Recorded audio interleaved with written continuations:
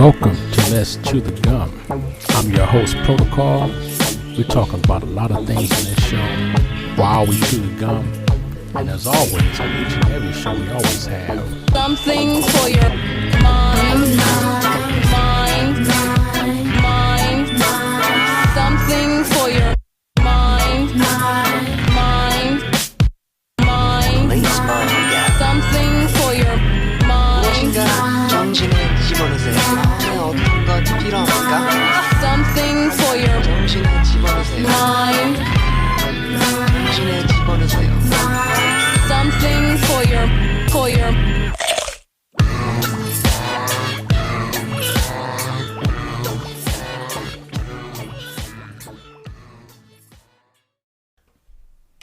Welcome back to the next episode of Let's Chew the Gum, the podcast where we talk about everything from A to Z. I'm your host, Protocol, and as you know, it's called Let's Chew the Gum because we believe that chewing the gum is a good thing when you talk. We know some people say you shouldn't chew gum and talk, but I believe that chewing the gum gives you a little bit of edge. It allows you to focus, provides some concentration, so we're okay with chewing the gum. Today I have a special guest to introduce you to. My guest today is Dr. Richara Richardson. From here on out, we will refer to her as Dr. Chara. Dr. Richardson, or Dr. Chara, is a transformational coach, educator, researcher, motivational speaker, and mentor, whose previous educational experience includes obtaining 2 bachelor's degrees in English literature and African American studies, a master's degree in educational administration, and a doctorate in urban educational leadership at the University of Cincinnati, where she defended her research, the phenomenological study of the role of grit in the graduation success of African American male alumni of the Moore program in 2019. Dr. Chara currently serves as a liaison for Families Forward, assisting the families at urban elementary schools in the Cincinnati Public School District, where she is responsible for the day-to-day operations of managing, supervising, and recruiting school-based partners to help meet the individual needs of students. She also develops, implements, and sustains programs to increase student academic achievement, parental involvement, community engagement, and health and wellness for school families. She actively serves as a board member for the Mustard Seed Faith Outreach Services, where she excels in her role as vice president, leading and connecting educational and community partnerships to this ministry. Dr. Chara has overcome several challenges in her life as a young single mother, which is why she aspires to transform the lives of others by providing them with tools to achieve their full potential. She aspires to empower others with gained knowledge while using her past experiences to help elevate their mission. Although she was unable to walk at her high school graduation, that did not stop her from pursuing 4 degrees, including a professional degree. She also persevered as a young mother, raising a daughter with chronic medical issues during her journey in college. She was then charged with guiding her daughter through self-esteem and learning challenges as a young student. However, her daughter is currently excelling as a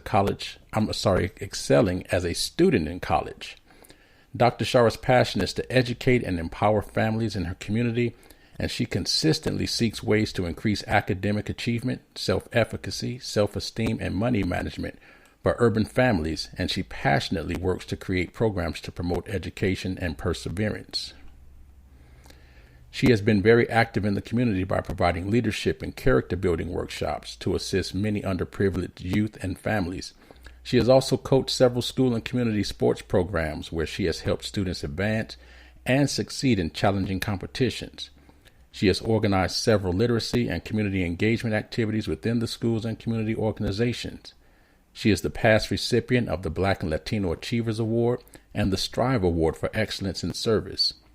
Participated in programs such as the All-Paul School Scholars Leadership Program, and has served as a lead team member during her participation in Cincinnati's Children's Hospital Medical Center, Rapid Cycle Improvement Collaborative. She was also recognized by Cincinnati Public Schools for implementing an outstanding tutoring program in 2018. I want to welcome my guest, Dr. Chara. These are impressive credentials, and I'm so glad that you were able to join me here today. Welcome. Hello. Thank you so much. I'm so glad to be part of your show. Yeah, absolutely. You know, we talk about quite a bit of topics here, again, from A to Z. And as of late, you know, we've had lots of topics for individuals that were in need of guidance or help. And so during this time of COVID and uncertainty, it's really excellent that we have you here, because we have, you know, as you know, so many individuals are clamoring and reaching to find opportunities and ways to make sense of their lives, and ways to transform their lives, to refashion their lives for what we are experiencing right now and for what lies ahead. And so I really am glad. Yeah, right. So I'm glad to have you, because today we're going to talk about, you know, goal planning and how individuals may be able to transform their lives or utilize the skill sets that they have to make the best of their lives. And so, you know, after reading your credentials, it just made so much sense that, you know, you'd be the perfect person to talk with about this. So before we get into that, well, we're into it now.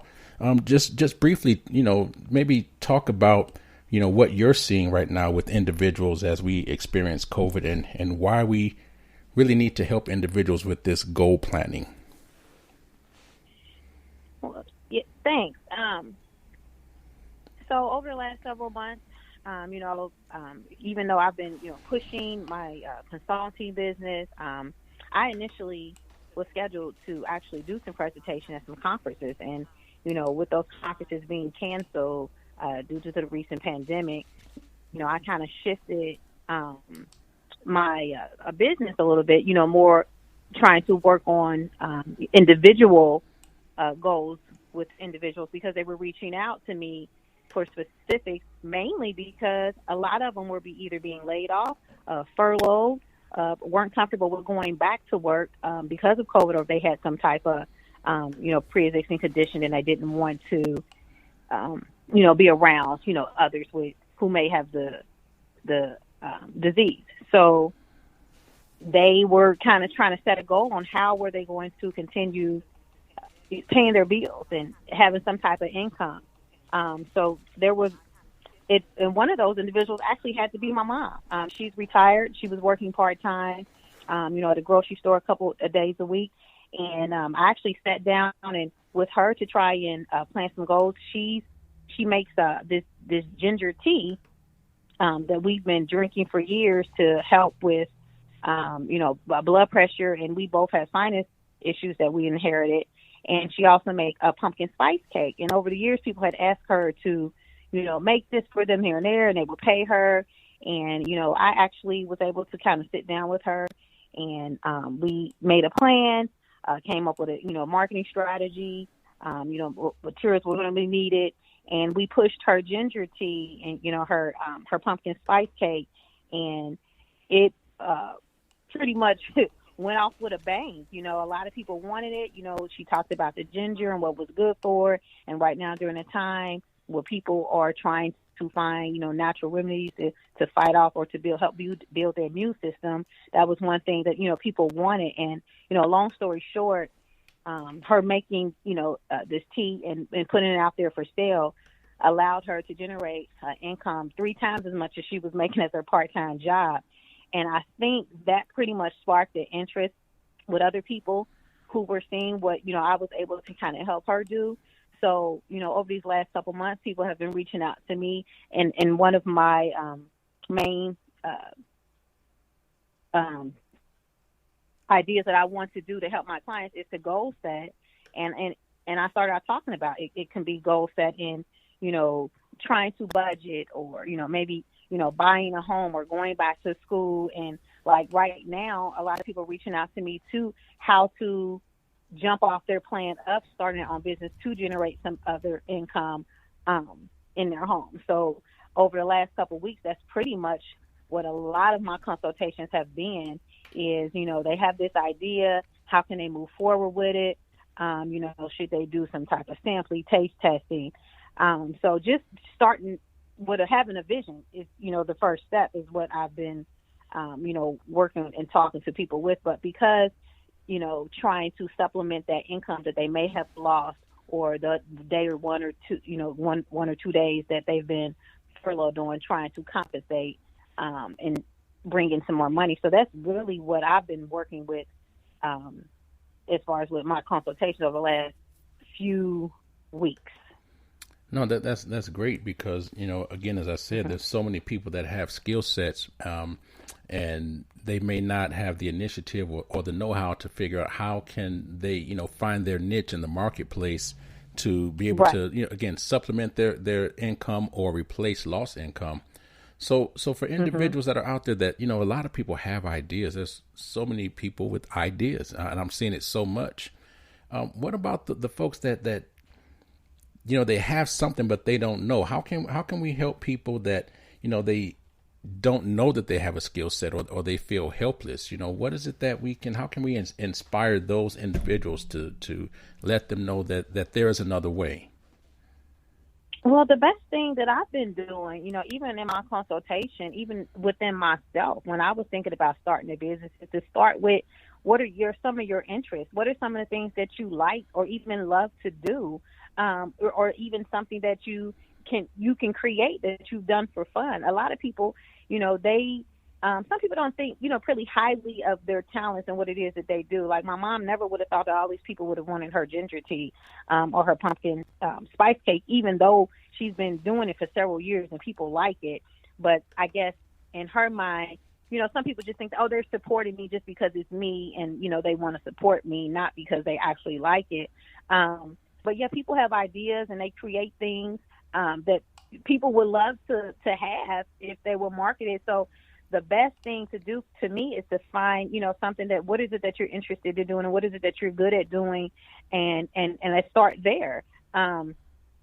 Because if some people just try and start a job or start a company and they really don't have a passion about it or no interest, they may lose focus or may not even, show enough passion in doing it. Now, one thing that I love to do that I've been doing all my life is helping people. As a young single mother, I always look for resources to help me improve and, several areas of my life, getting through school, raising my child, having, enough income or whatever, to take care of my bills. So I've always looked for resources. However, I've always been the type of person to share those resources because I wanted to see other people around me, excel as well. When I took my first home buyers class, I took it with a friend.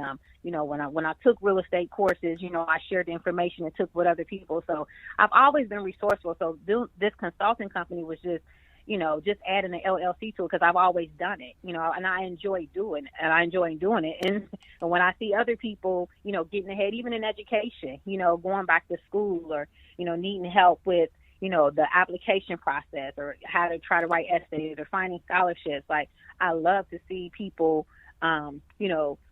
receive those rewards. So it's natural to me to be able to do it. Now, you have some other people who may love cleaning. My sister, for instance, she likes, cleaning and organizing. So I'm in the process of, she's another person. I'm in the process of helping her, do some type of maid cleaning services. A lot of people are really big on, having their home disinfected right now, keeping everything clean. But a lot of people just don't have the time or want to do it. So, just helping them learning or cooking a meal. It's their dish, it's like I said, that my mom does a pumpkin spice cake. That's just something that she enjoyed, a recipe that she created and used to share with our family and bring to our family gatherings. But, it's her own recipe, she created it, and people enjoy it. So it may be a dish that they do. It may be a service that they can do, or it may be some things that they're quick at learning to do. Like right now, a lot of people are doing YouTube, but they may not know how to start, the YouTube channel or do the graphics or the info. My daughter was like, one of those persons who was good at, and I said, Raj, you can learn all of that and charge people to do it, because a lot of people don't know how to do it or want to do it because it's a lot of work. Right. So there's a lot of things out there that I'm learning, even in my walk, talents out there that people, can get paid to do. And I think that we're so used to being the customer and the consumer and buying things, we have to learn how to, wrap our head around being the actual seller, actually having a product and selling it to someone else, and learning how to do that is really not that hard if you find someone, as myself or whoever, who can kind of sit down and help you, set goals and plan a vision and,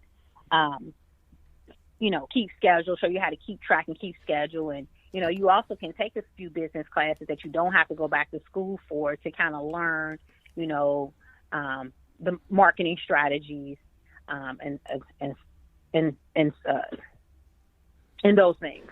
Absolutely. Now, you brought up some great points. You talked about, first of all, individuals having a passion, and I think that's important. I think some of the best business ideas have come from people who just had a passion for something, and then they monetized it. So, that's key there.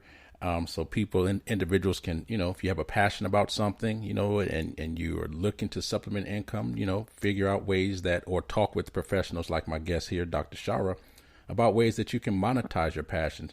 And you also brought up the idea of giving back, as you were resourceful and as you scaled different levels in life, you said that you've always been one to share that information, right? And I think that's key also when it comes to developing communities or helping to improve our family statuses, whether it's, economic or just on a social level. It's important to give back. It's the whole, Sankofa idea, I'll excel, but I always have one eye, on those that are behind me or those that are with me to help them excel also. So that's a great point to make for anyone that's listening.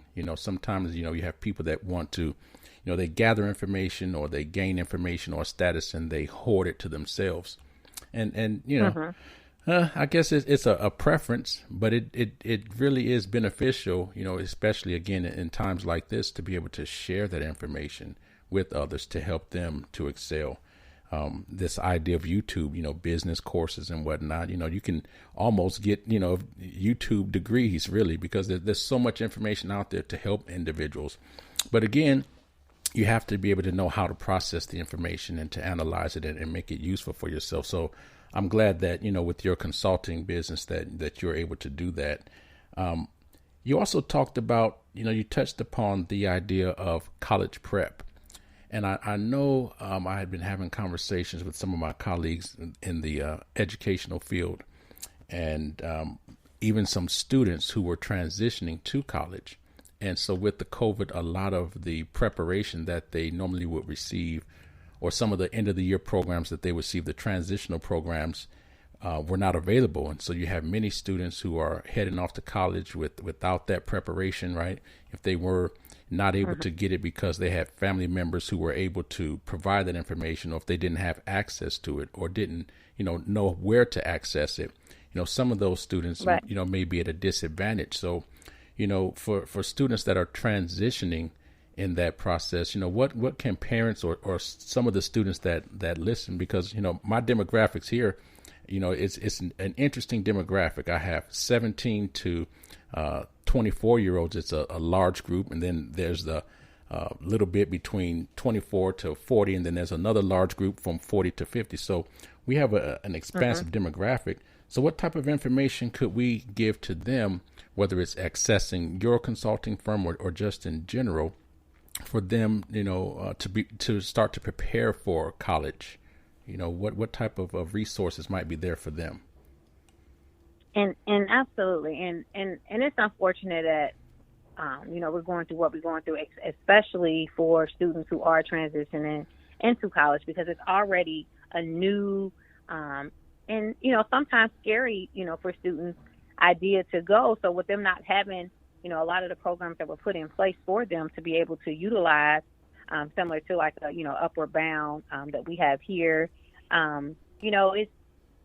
it's unfortunate. So now I think it's important where we set up, something virtually for these students to make sure that they have, access to skills. Like I know that some schools were doing like a virtual tour, and offering virtual programs for these students to participate, and it may not be the same, but it still may be, a start. I specialize in, because when I was teaching high school, one of my elective courses that I taught was like a college planning class, where I had to have the students, research with colleges. We were looking at their interests, kind of find what their major were.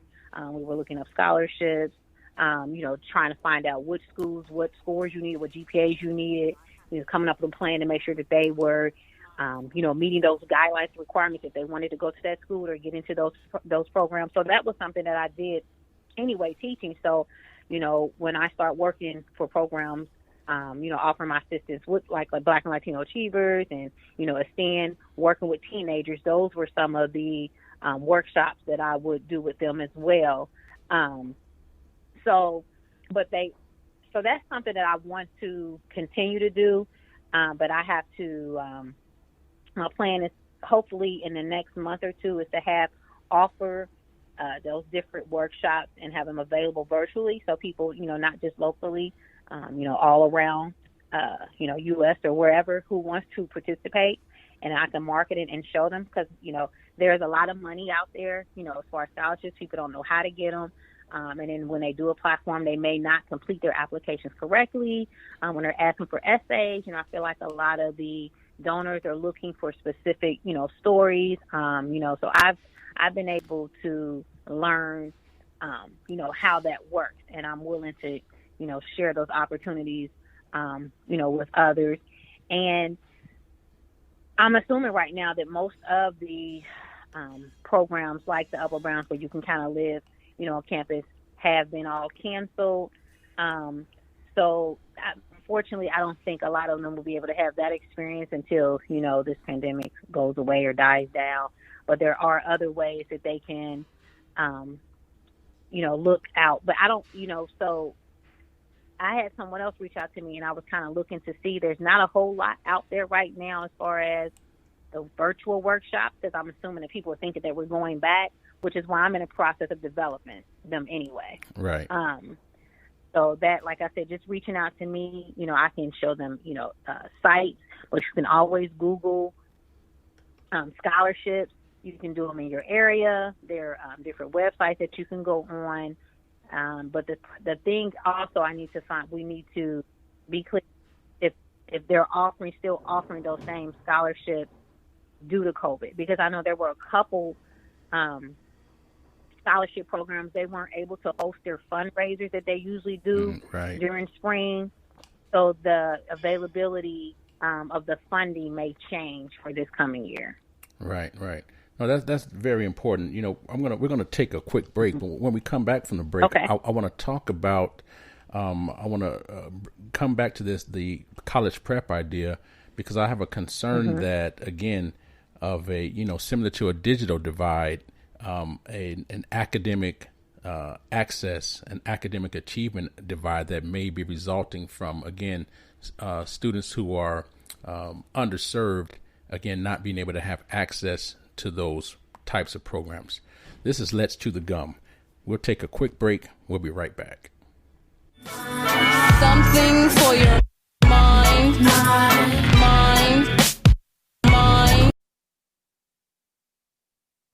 If you haven't heard about Anchor, it's the easiest way to make a podcast. Let me explain. It's free. There's creation tools that allow you to record and edit your podcast right from your phone or computer. Anchor will distribute your podcast for you so it could be heard on Spotify, Apple Podcast, and many more. You can make money from your podcast also, with no minimum listenership. It's everything you need to make a podcast in one place. So what are you waiting for? Download the free Anchor app or go to anchor.fm to get started. Thank you for listening to our sponsor.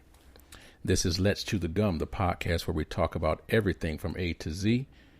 Today, my guest is Dr. Chara, and we're talking about goal planning, college acceptance prep, turning your passions and inspirations into marketable entities to either replace or supplement income. We'd like to invite you to submit ideas for show topics, or if you'd like to be a guest on the show, we're welcome to hearing from you. Please send any inquiries to letschewthegum@gmail.com. You can also find this podcast not only on the platform where you're listening, but on most podcast platforms, including Google Podcasts, Apple Podcasts, Speaker, Podbean. We're on Spotify, YouTube. So reach out to us. We'd love to hear from you. Dr. Chara, before we went to break, we were talking about college prep and the possibility that perhaps some scholarships might not be available due to a lack of fundraising opportunities and just the transitions that we've all gone through as a result of COVID. And I had the idea, I had been thinking about this for some time, about how many students, particularly those who have been traditionally underserved, who rely on those programs, right, that it might create some type of academic divide that perhaps we haven't seen on this level. Because as you know, those particular students, when they're in schools, they have access to counselors and teachers such as yourself who may be able to provide guidance or to be able to provide resources or point students in the right direction. And unfortunately, again, those things were cut. So I'm really glad that you had the insight to start, the virtual sessions that you're talking about. But I'm just concerned about this potential academic divide. And so what can we do as educators, as parents to, kind of supplement what our students have missed? I know you mentioned Googling scholarships, but, I know that won't be enough for students who sometimes need a step-by-step sort of assistance. What might we be able to do to address that? Well, another way is to actually reach out, to the school system, the school counselor to see, what are some of the suggestions that they have or do they have put in place. And I'm hoping that the school districts are, letting that be, one of their priorities as well, is to ensure that not only students are graduating from high school, that they want to go to college, that they do have access, that they do have, knowledge or, because that was the counselor's job anyways, to make sure that they do know where they can apply, how to apply for scholarships. So I want to charge the school districts as well, which, having something put in place, as well as safety and security measures to ensure that these students can continue and go higher ed if they want. But I do know that on the college level, that because of the funding that they are offering students to enroll online so they can save and not have to pay for room and board. And some schools were actually offering students a discount if they did stay at home and not come on campus, that way that they can have more space for like maybe freshmen or sophomores to live on campus individually, so they won't have crowded dorms, and have to have roommates. So I do know that the college level or the colleges and universities are trying to make arrangements to ensure that students can still be able to attend college, whether it's virtually or whether it's on campus, but being in a individual room. But I'm not really sure. Like I said, I'm waiting to see how these the high schools and school districts are making sure that these students have access to test prep. Now, we do know that, last school year, a lot of schools waived test scores. However, would that continue? And if it doesn't continue, will students have access to test prep? So those are some of the things that, questions that come up with some of the parents who ask me, which is why I'm also, working to do test preparation, but it's just on hold right now with the test scores being on hold. But, moving forward for school year 21-22, would it be the same? Are they waiving test scores? Right. So, just kind of reaching out to your school districts, reaching out to your school counselor and just, asking them what is it, some of the things they put in place. There are some community organizations that usually do, some type of college program. Like here locally, we have the Black and Latino Achievers. We have different sorority groups who have, and fraternity groups who have, programs where they have students go through. So some of them are transitioning and offering virtual sessions and workshops where students can log in, through Zoom meetings. So, I would definitely reach out into some of those, organizations that you have in your community as well. And, you can start there, and you can also, contact me, and I will, whatever area you're in, I can help, look through my contacts and kind of help, filter and find out who may have something, or if I can be a service to you as well, you can utilize my services. Absolutely, and we'll definitely put your information in the description. I'm much like you, active in the community in those ways to help individuals to get into college, or whether it's letters or essays or just the planning. The pathways that they haven't been upon. I know I was the first person in my family to go through the process of obtaining multiple degrees, and so for those that don't know, it can be a tricky path. So I'm glad that you have that available. You mentioned about the school districts and tasking them with being that support for those students, and it's challenging. I don't know if you're aware, but here in Southern California, there's a recent lawsuit that was instigated or implemented by the ACLU, because there were quite a few school districts that, in California, our funding formula is local. It's a local control formula. Before, the state would dispense funds to the districts based upon particular formulas, right? Over the past, I don't remember how long it's been, but we've gone to a local control funding formula where monies are dispersed to the districts, the local districts, LEAs, and it's their job to distribute the funding accordingly, right? Well, the lawsuit points to the fact that there were many schools that were not utilizing funds that were meant for Black and brown students in particular. I don't remember the amount. I could say 30 million or 300 million, but it's a substantial amount of money that was not being used for those programs. And so I want to just, ensure, and I'm glad you brought up the idea of community organizations, right? Because apparently we need to have more oversight even at the district level to make sure that these funds are being utilized, and that, folks like you and I and others who are aware, insist that we have these programs for students that particularly need them, right?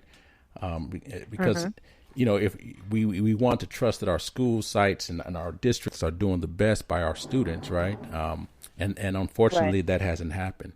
I was a part of a panel recently, and the topic came up, and I was mentioning how I was very leery of the idea of local districts having the complete control over funding, because it reminded me of a time in our country after Brown versus the Board of Education, where you had districts that were segregated and they were refusing to provide services for African American students, for example. And there were some districts, I believe even in Virginia, Prince Edward County, I can't remember the name of the county, but they decided that they would close schools down rather than have desegregated schools. And so the community members, they had the wherewithal and the finances and the resources to, for the most part, homeschool their kids, or they opened up schools in business places of business, or churches, or their own homes, while you had many African American students who perhaps for a couple of years were out of school. And so that created another academic divide.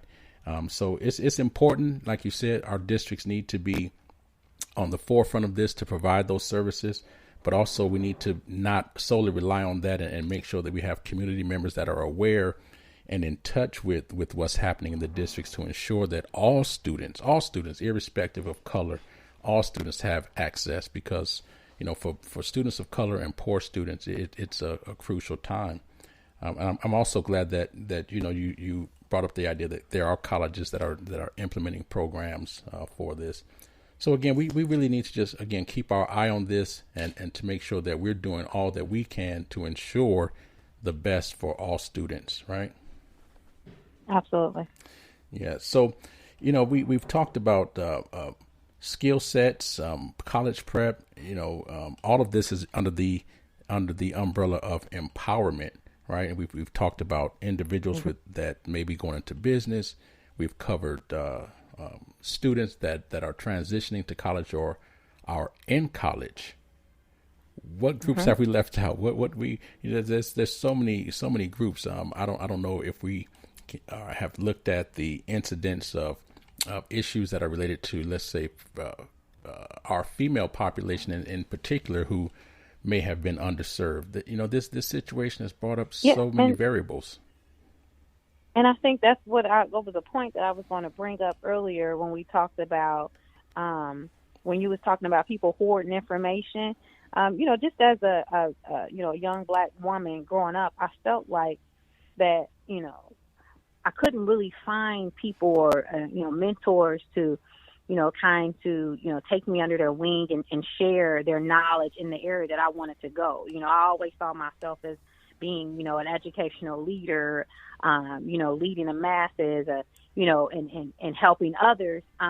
But in my journey, I just really couldn't find, people to, help me, develop those skills. So a lot of the things that, I developed were, on my own,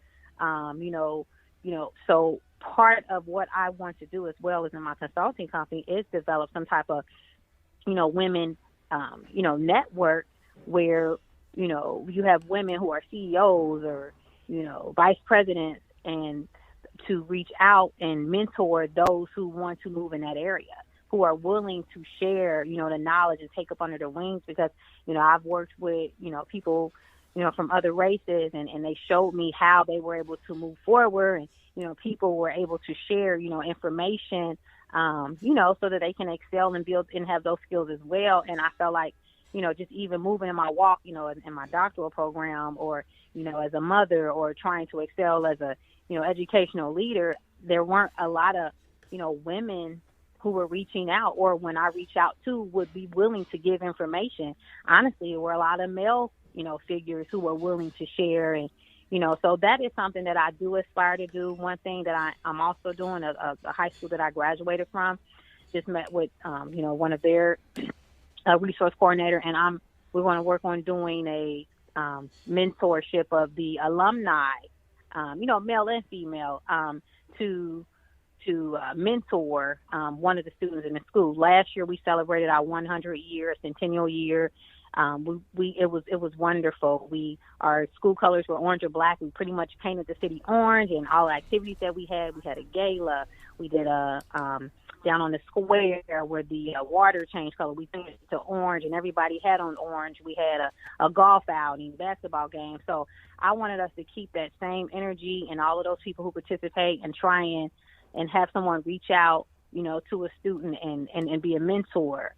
So that's one thing that I'm working on. But as far as the women piece, I don't really see it. I honestly feel like, a lot of women are competitive. They, want to feel like, but we have been conditioned to think, that way, that, Mm-hmm.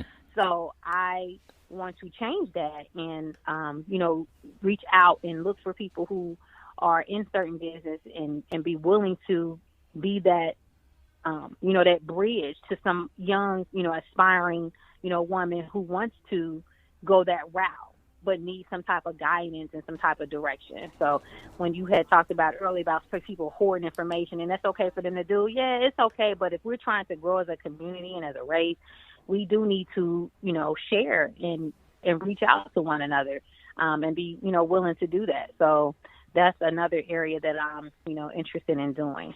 Absolutely. And now let me rephrase that, because I want to make it clear that I don't think it's okay. It's not okay to do that. Mm-hmm. Absolutely not. And I know that right, and I agree. Right. Go well, ahead. And people, and it's not okay, but people, like you said, they have the right to choose. There you go. You know what I'm saying? That's they have the right meaning. to choose to do it. However, Right. if we're going to move and grow, we need to not want to think that it's okay to want to do it. Absolutely. You know what I'm saying? Yes. So. And you brought up the idea of being conditioned that way, right? People have been so conditioned to survive and to gain for me. I have to look out for me. But, we know that doesn't build a community, and it's not sustaining. I know that there are other groups out there, and I've come across other professional women in different areas that have a similar mindset to what you spoke about. And I think that, one of the things that happens is, they happen in isolated pockets, right? First of all. And so, we need to continue to build those networks. And another thing I notice is when you have individuals who have a passion that such as you have, right? Or even in my own experiences, the passions that I've had, to whether it's to implement a program or to create change, right? And you have others that may have a passion, maybe it's not their particular passion, but they're on board. Oftentimes when those individuals such as, you and I leave that entity or institution, the passion or the dream for that program sometimes leaves also. And so, it's important for us to continue to inspire the younger generation so that, these programs and ideas will be sustaining, right? And we need to let them know and let them experience the importance of the types of programs you're talking about so that they will have the passion themselves to move it forward. Or even if they aren't passionate about it, they understand the importance of moving it forward, right? Because you may not be passionate about something, but you can become impassioned about something when you realize the importance of it. These things, absolutely, right? They have to be sustainable. And so, again, we do need to continue to build these networks, and it doesn't stop, just as much as people leave this earth every day, people are born every day. And, we can't assume that, people know or have these passions when they don't. I made that mistake before, assuming that individuals in leadership positions that, some things were common sense. Like it's common sense that you would have equity programs. It's common sense that you would, understand the laws of education, and sometimes it's just not. So I will not assume that anymore, and we'll make sure that, I continue to sort of spread the light and share the knowledge about, situations like this, as opposed to assuming that individuals know. It's important. Now, I'm really glad that you are impassioned about those things because we need it, and again, especially in these times. I think we've given our listeners quite a bit of information to digest, and in a very short time. There's so much, but it's all so important. For the various generations, whether we are advanced in age and moving to retirement, whether we're, at our peak earning years or just getting into professions or into college or for the young ones that are coming up, there's something there for everybody. So before we go, I want to give an opportunity. If there's something that I didn't cover, because I'm so impassioned about this, ideas come and go. But before we go, if there's anything that we didn't cover or any information or last calls to action that you'd like to share with our audience. I'm just, we really didn't really talk about, how people are, kind of staying positive right now during this pandemic, and I'm just want to encourage, you to stay healthy, to stay safe, wear your mask, and check on your friends and family. Unfortunately, I've known some people who have tested positive, and I know some people who have passed away, and it's just times are changing, and the things that we were worried about or angry about before, it's not even that important anymore. And I have people that are real close to me who are sick right now, so my mindset is changing, and I'm just really just trying to stay positive and, help those who want to be helped, and help to push people, move them forward. So it's just, keeping that state of mind, healthy and positive right now during this pandemic, because, 2020 is definitely going in the history books, is definitely different.